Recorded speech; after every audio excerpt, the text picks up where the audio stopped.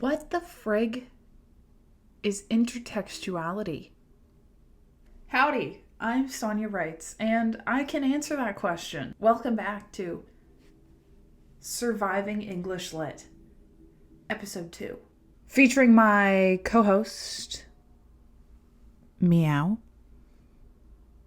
What does intertextuality mean? What does it do to a text? How will it help us understand literature? Well, we're going to be learning all about that today in today's lesson on intertextuality. What does it mean in simple terms? Welcome. I'm here to teach you how to survive English Lit. And today we're discussing intertextuality. What does intertextuality mean? And where can I find it? Intertextuality, simply put, is when an author makes reference to stories, characters, or specific lines from works of literature that aren't their own within their own piece of writing. By inviting another person's writing into their own, an author is forming a new bond between the two written pieces. This bond is called intertextuality. When considering a way to recall the definition of intertextuality, we should consider what is within the word itself. One word within the term intertextuality that can help you remember its definition is the word text. A text is a way of referring to a piece of writing that is typically academic in nature or is being studied under a critical eye. However, any piece of written work that contains words can be referred to as a text. Even something as popular as the Percy Jackson book series can be referred to as a text. It would be called the Percy Jackson texts. Now that we understand what the word text means, we can look at intertextuality with a greater and easier understanding. You should always remember that text and intertextuality not only work alongside each other, but within each other. Now that we understand the basics of intertextuality, let's discuss time. What are intertextuality's origins? When did intertextuality become popular?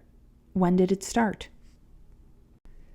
It is very difficult to trace intertextuality's exact origin in time, as there are many books that may have contained it, but were not preserved well enough to be legible. This means that although intertextuality may have been happening for a very long time, and well before it is dated back to, scholars cannot confirm an exact era in which it was born due to a lack of proof. However, it was only recently when popularity struck intertextuality.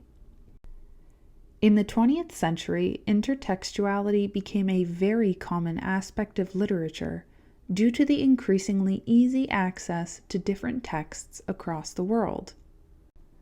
More books to read, more books to write about.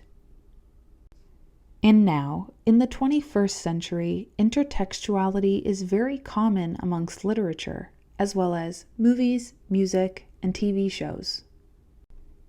Intertextuality and references to other stories can be found virtually everywhere. Especially with the access to literature we've been granted to through the means of technology and the internet. Now that we've discussed time, let's cover plagiarism. If intertextuality is using other people's work, doesn't that mean it's plagiarism? Wouldn't that be stealing? You're absolutely correct. Intertextuality, if not cited properly, can be considered as plagiarism. Plagiarism is the fraudulent representation of another person's language, thoughts, ideas, or expressions as one's own original work.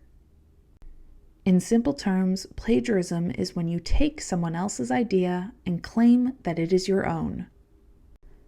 If not credited correctly, the work that you use in your text that you've taken from someone else can be deemed as plagiarism, and will be counted as an academic offense, so be careful with your credit and deal it where it's due. Let's move on to examples. Here are some examples of intertextuality to solidify your understanding. The first example of intertextuality is fanfiction. Authors of fanfiction will enter the imaginary worlds of texts that have already been written and write their own spin or version of a specific story using characters and plot that already exist in a different original manner. The next example is Pinocchio. Pinocchio is a very famous story, and due to its popularity, people commonly understand when it is being referred to outside of its own text. Does the following phrase sound familiar? He was lying so obviously that you could see his nose growing. And last but not least, we have Harry Potter. In Harry Potter and the Sorcerer's Stone, Dumbledore tells Harry, quote, "After all, to the well-organized mind, death is but the next great adventure." In this quote, J.K. Rowling is very subtly quoting Peter Pan's story. In the original text, Peter Pan said, "To die would be an awfully big adventure." There is a common theme and a subtle nod to the older piece of writing when J.K. Rowling takes inspiration from the Pan story in her own text. And because this is not a direct copy of the quote used in Peter Pan, this quotation does not count as plagiarism. But readers are still able to understand where it came from. And there you have it. Intertextuality summed up in simple terms. I hope you liked today's lesson and found it easy to understand. If you have any questions or future English Lit lessons you'd like to see me teach, feel free to leave a like and comment below. Make sure to check out my Patreon page at Sonja Writes, where I have plenty of more writing fun there. And I'll see you next time. Bye!